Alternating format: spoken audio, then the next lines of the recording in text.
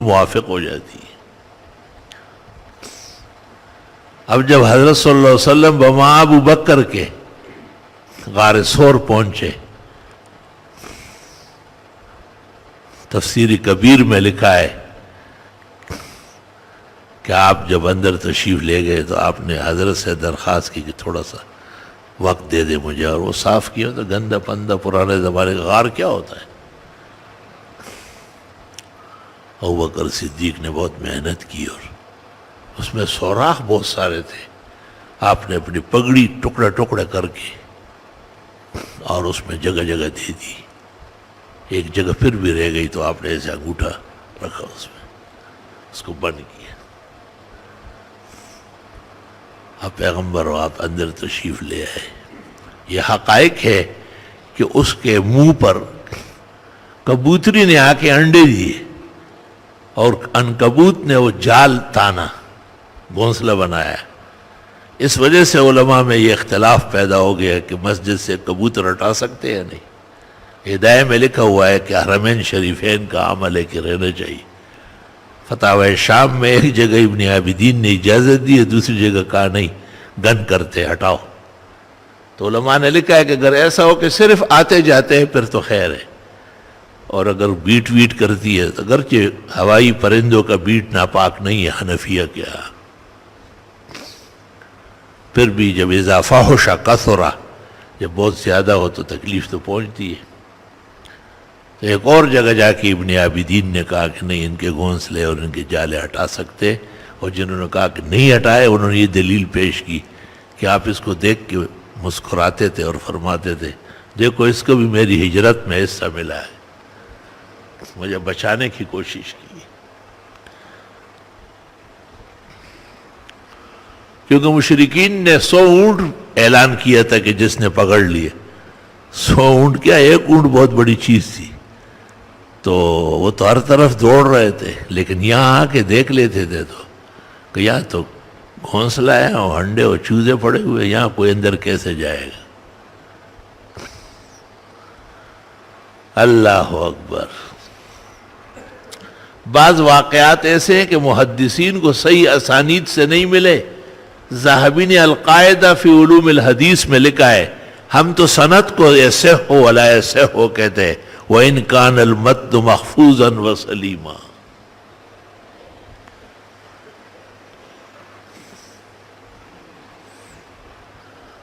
ہاں، وہ کہتے ہیں کہ ایک ہرنی مشرکین کے ہاں پکڑی گئی تھی، اور آپ تشریف لائے، سلام کیا آپ کو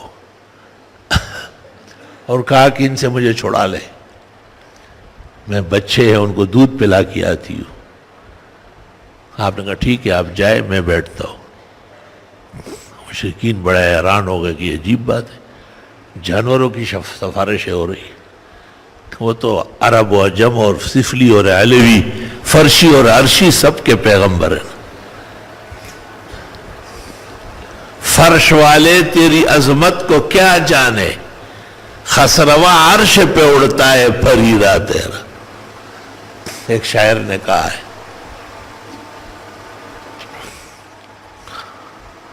تو وہ بالکل وقت ہو گیا اور پھر وہ پہاڑ سے نیچے اتری اور گرد و غبار اڑاتے ہوئے بھاگتی ہوئی آ رہی تھی، اور آ کے آپ سے معافی مانگی اور سر اپنے اسی جال میں دے دیا۔ کہا وہ ایک بچہ تھا، وہ سمجھ چکا تھا، چھوڑ نہیں رہا تھا۔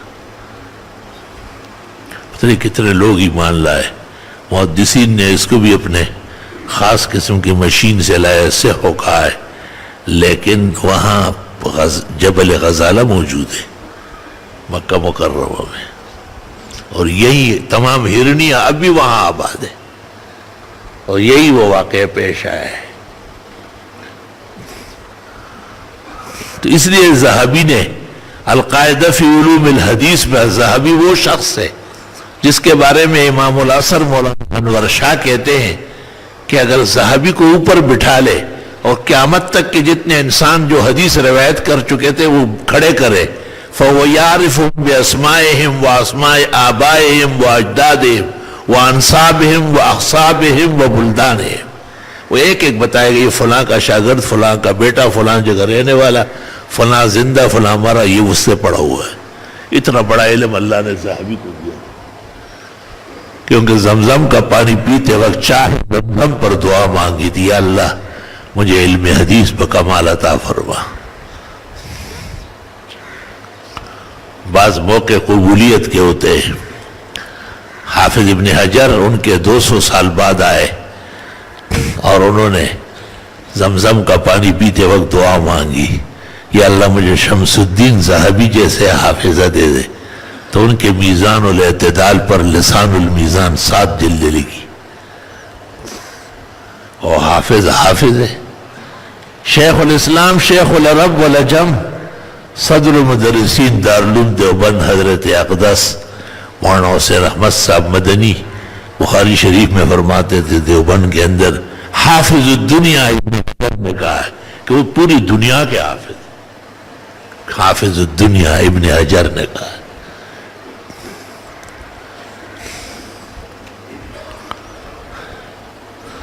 کہتے ایک اور شخص نے زمزم کا پانی پیتے وقت ذہبی کی یاد میں اور ابن حجر کے یاد میں جمیع علوم و فنون کی دعا مانگی، اللہ تعالیٰ نے وہ بھی قبول فرمائی۔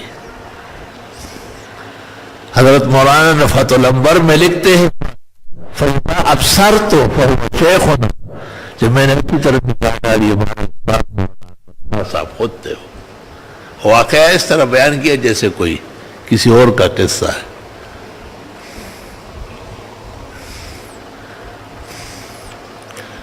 اللہ اکبر و کبیر۔ کہتے ہیں کشمیر میں ایک شہزادی کو جنات تنگ کرتے تھے، مہاراجا کی بیٹی تھی، اور وہ جنات اسلام کا بھی دعویٰ کرتے تھے کہ ہم مسلمان ہیں۔ حضرت اقدس مولانا انور شاہ صاحب کو پتہ چلا، آپ نے جنات کو خط لکھا کہ آپ کہتے ہیں ہم مسلمان ہیں، وہ حدیث میں پیغمبر کہتے ہیں المسلم من سلم المسلمون من لسانی و یدی، آپ کیوں اس کو تکلیف دیتے؟ چنانچہ انہوں نے اعلان کیا کہ صحیح بات، ہمارے ہیلے حوالے نہیں چلیں گے، آج کے بعد ہمیں ہمیشہ کے لیے جانا پڑے گا۔ شاہ انور شاہ سب ایسے، لیکن اس کو بیان کرتے تھے ایک اور انور شاہ تھا تاکہ نسبت اس طرف نہ ہو جائے۔ لا الہ الا اللہ وحدہ لا شریک لہ۔ بہرحال چونکہ ابوبکر صدیق نے وہاں انگوٹھا رکھا تھا غار ثور میں سوراخ کے اندر، اور وہ سانپ ہر طرف سے آ رہا تھا، اخیر میں آ کے اس انگوٹھے کو کاٹتا رہا، کیونکہ ہٹاؤ یہاں سے تاکہ میں دیدار کر لوں فخر المرسلین خاتم الانبیاء والنبیین حضرت محمد مصطفیٰ احمد مجتبی اسعد السادات فی الدنیا والعقبہ شافع الشفعاء یوم الجزا صلی اللہ علیہ وسلم کی۔ تو ابوبکر صدیق کا رنگ بدلتا رہتا تھا اور بے اختیار آنکھوں سے آنسو گرتے تھے، تو آپ کے چہرے انور پر آپ نے پوچھا کس بات کا رونا رہا؟ انہوں نے کہا جی کوئی چیز کاٹ رہی ہے۔ آپ نے کہا پاؤں ہٹاؤ، پاؤں اٹھا لیے تو وہ نکل آیا، سلام کیا۔ آپ نے کہا ظالم بھی ایک کائنات کے ایک بہترین انسان کو، اس نے کہا 100 سال سے میں آپ کے انتظار میں رہا ہوں، آج دن تھا ملنے کا، تو اس نے سوراخ سارے بند کیے، ایک جگہ سے آ سکتا تھا وہاں انگوٹھا تھا، ڈسنا شروع کیا، مجبور تھا میں۔ وہی مادہ ڈیرے نہ چارئی نہ دوست شاکڑا اور نہ روا ضرورت پوخ رواش۔ رحمان بابا دلیل پیش کرا، لا الہ الا اللہ۔ یہ جو ابوبکر صدیق کو غار ثور میں سانپ نے ڈسا ہے، یہ متوارث ہے، محدثین تسلیم کر چکے ہیں، اور ہر سال انہی دنوں میں دوبارہ ابھارتا تھا اور وہ زہر بڑھ جاتے تھے تو رسول اکرم صلی اللہ علیہ وسلم دم کرتے تھے، لعاب لگا لیتے تھے، کلمات و اسماء پڑھ لیتے تھے، ٹھیک ہو جاتے تھے۔ حضرت کے وصال کے بعد جب وہ دن آئے تو اب کون ہے جو اس جیسے دم کر لے؟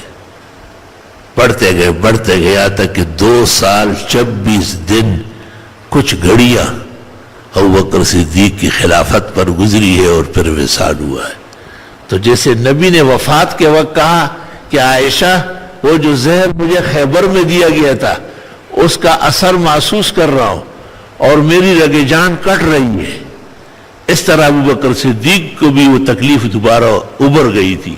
تو علماء کہتے ہیں نبی بھی موت میں زہر سے شہید ہے اور ابوبکر بھی موت کے سانحہ میں زہر سے شہید ہے. حیاً میتاً اشباہ بالنبی صلی اللہ علیہ وسلم ورضی اللہ تعالی عنہ. بعض لوگ اپنے کاملین کے ساتھ بالکل ہمرنگ ہو جاتے ہیں. کہتے ہیں حضرت حسن سر سے ناف تک حضرت محمد صلی اللہ علیہ وسلم کے مثیل تھے اور ناف سے نچلا ایسا پیر، چلنا، بیٹھنا، اٹھنا یہ حضرت حسین کی ادا دیکھنے کی تھی. دونوں مل کر کے اپنے نانا جان کا نقش کامل تھا رضی اللہ تعالی عنہما. بہرحال ابوبکر صدیق کو آپ نے کہا کہ یہ نماز پڑھائے. کائنات کے اندر مخلوقات کے عہدے امامت سے بڑھ کر کوئی مقام نہیں ہے. اگر اللہ نے زندگی دی اور صحت نے کچھ وفا کی تو منصب امامت پر میں ایک کتاب لکھوں گا اور جہان کے عجائب و غرائب اس میں ہوں گے اور سربستہ علوم سارے آشکار ہوں گے. کیونکہ یہ ایک عجیب بات ہے کہ ایک آیت میں اللہ نبی کو کہتے ہیں اذا كنت فيهم فاقمت لهم آپ خود ہو تو خود پڑھایا کرے. اللہ تعالیٰ کو کتنی پسند ہے. اوہو، میں ایک جگہ جا چکا تھا، طبیعت بہت ناساز تھی اور ہمارے ساتھ ایک بڑے دوست قاری حافظ عالم استاذ کو نمشق. میں نے ان سے کہا کہ آپ پڑھائے. ان لوگوں نے کہا نہیں آپ نے پڑھانا ہے. اور بھائی طبیعت ناساز ہے یار. کہا بیٹھ کر پڑھا. بیٹھ کر امامت ہو سکتی ہے، حنفیہ کا مفتہ بھی قول ہے. لیکن بہرحال پھر ہمت ہو گئی اور کھڑے ہو کے پڑھا لی. تو بعض لوگ عجائب و غرائب ہوتے ہیں اور یہاں تو پیغمبر کو اللہ خود کہتے ہیں کہ جب تک آپ تشریف فرمائیں تو آپ امامت کیا کریں. اس لیے معلوم ہوتا ہے کہ امامت اللہ کو بہت زیادہ پسندیدہ ہے. اسلام میں اس سے بڑا درجہ نہیں ہے. نبوت کے بعد جو مقام ہے، آپ نے کہا مرو ابا بکر فلیؤم بالناس، بخاری. کہو ابو بکر کو وہ نماز پڑھائے.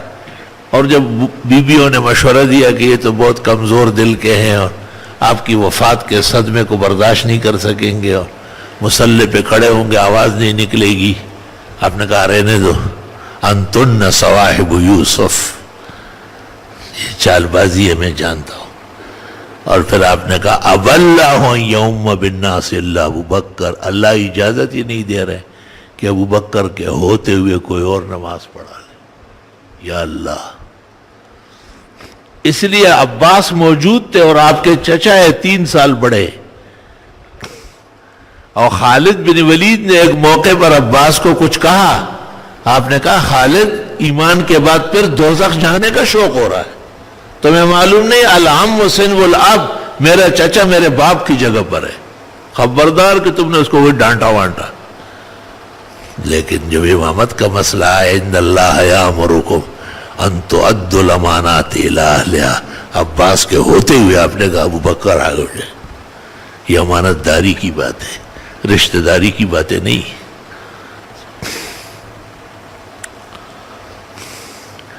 اور آپ نے حضرت عمر کے بارے میں نہیں کہا کہ لو کان بعدی نبی لکان عمر، میرے بعد نبی کی گنجائش ہوتی تو عمر نبی ہوتے، لیکن میرے بعد کوئی نیا نبی نہیں آ سکتا. لیکن اس عمر کے ہوتے ہوئے آپ نے کہا مرو ابا بکر. ابو بکر سے کہ وہ پڑھا ہے ان اللہ یامرکم ان تؤدوا الامانات الی اہلہا. اور آپ نے ابی ابن کعب کو کہا تھا اقرأ هذه الامہ ابی سہا، اس امت محمدیہ کا سب سے بڑا قاری ابی ہے. وہ بھی موجود ہے. نہیں، قاری صاحب اپنی جگہ رہے، نماز عالم دین پڑھائے گا، قاریوں کا کام نہیں ہے. القول المستشار میں جلال سیوطی نے لکھا ہے قیامت کی علامات جو شروع ہوئی تو اس طرح ہے، مسجدوں میں جنازے اور عید پڑھے جانے لگے، علماء کے ہوتے ہوئے قاری اور حافظ آگے کیے گئے. یہ علامات قیامت ہے کہ اسلامی اصطلاحات کا تحفظ ختم ہو رہا ہے.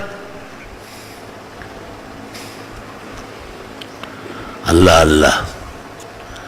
بعض سرزمینوں میں جیسے صوبہ سرحد میں یہ کمال ہے کہ وہاں عالم کا مقام ہمیشہ محفوظ رہتا ہے. ایک بہت بڑے عالم فوت ہوئے تھے، ان کے جنازے میں اتفاق سے حضرت الاستاذ مولانا صاحب رحمۃ اللہ علیہ کے ساتھ جانا ہوا.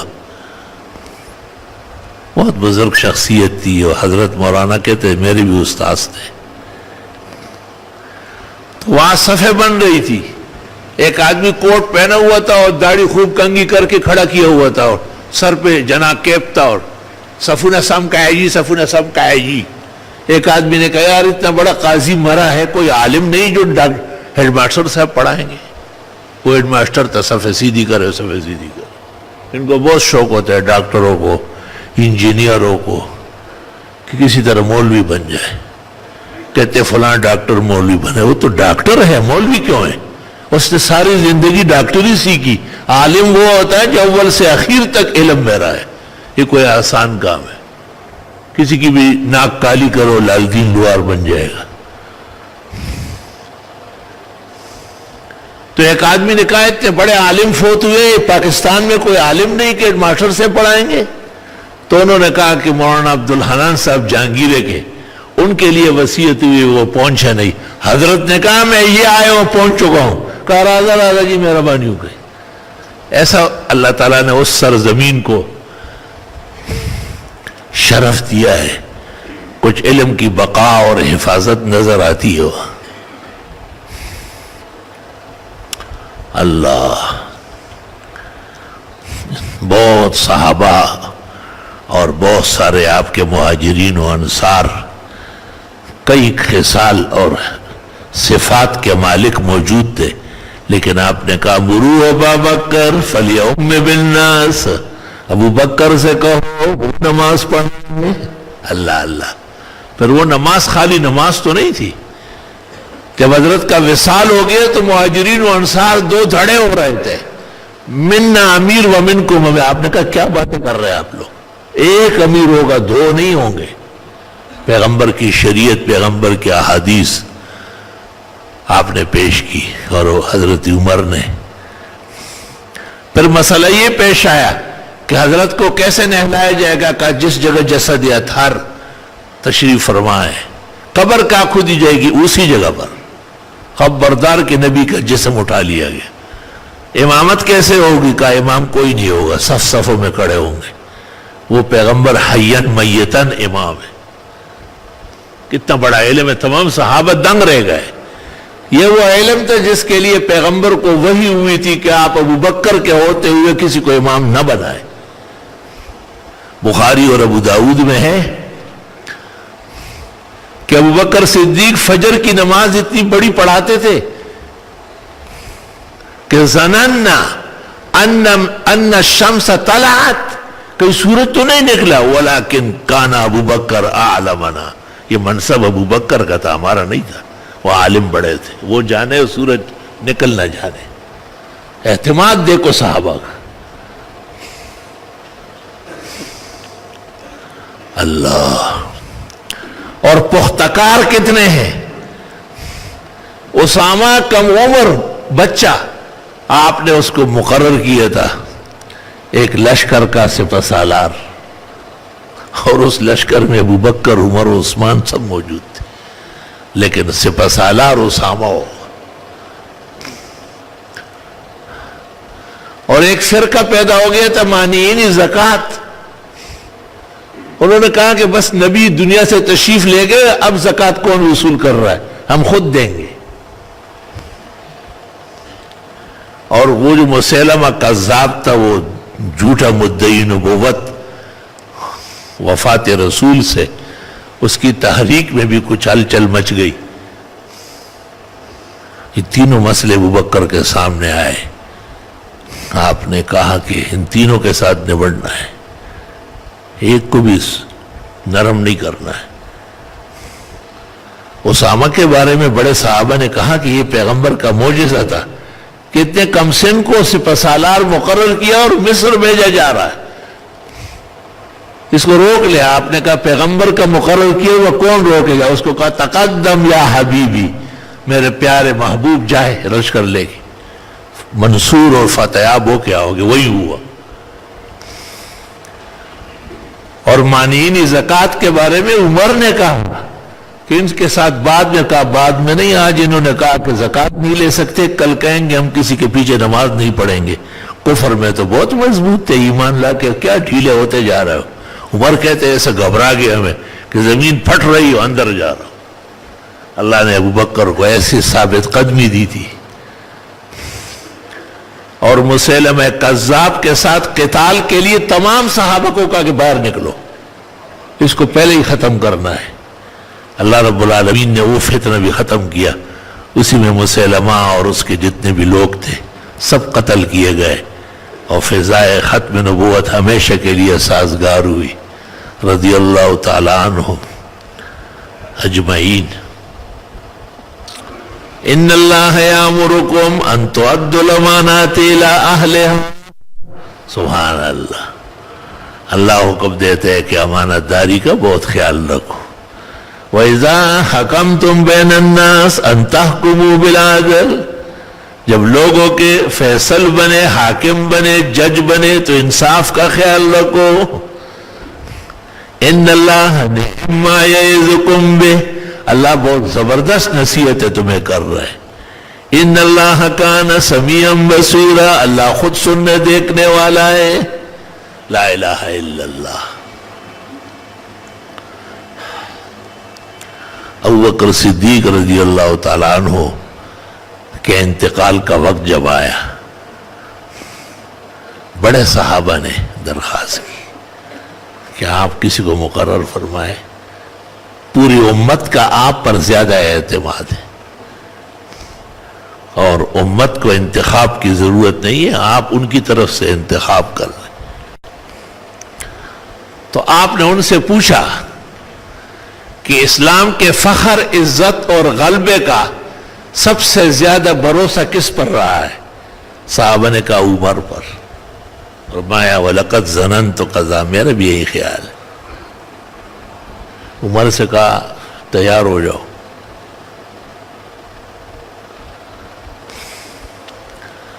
اور ایک آدمی آیا بھاگتا ہوا, اس نے کہا واہ ابوبکر صدیق, یہ کیا ظلم کیا آپ نے, کس کو خلیفہ مقرر کیا؟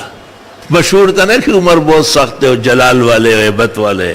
افسوس تم کو میر سے صحبت نہیں رہی. انہوں نے حضرت عمر کا کمال خلق, جمیل الشیم منصب نہیں دیکھا. آپ لیٹے ہوئے تھے ابوبکر, جب اس آدمی نے یہ شور کیا آپ نے کہا بٹھا لو ذرا, یہ جواب بیٹھ کے دینا ہے, لیٹ کے نہیں دینا ہے. اور پھر اس شخص کو کہا یہی سوال اگر قیامت کے میدان میں مجھ سے ہوا تو میں کہوں گا واللہ لقد ولیت علیہم بعدی خیر الرجال, خدا کی قسم میں نے اپنے بعد کائنات کا بہترین انسان خلافت کے لیے منتخب کر کے دیا ہے. اور پھر فرمایا یہی تو میرے خیالات ہیں, اگر کچھ اور ہوا فَسَيَعْلَمُ الَّذِينَ ظَلَمُوا أَيَّ مُنْقَلَبٍ يَنْقَلِبُونَ. شعراء کی آخری آیت پڑھی, دیکھیے تفسیر ابن کثیر. اللہ کہتے ہیں 3 آدمی کائنات کے اندر بہت عقل والے ہوئے.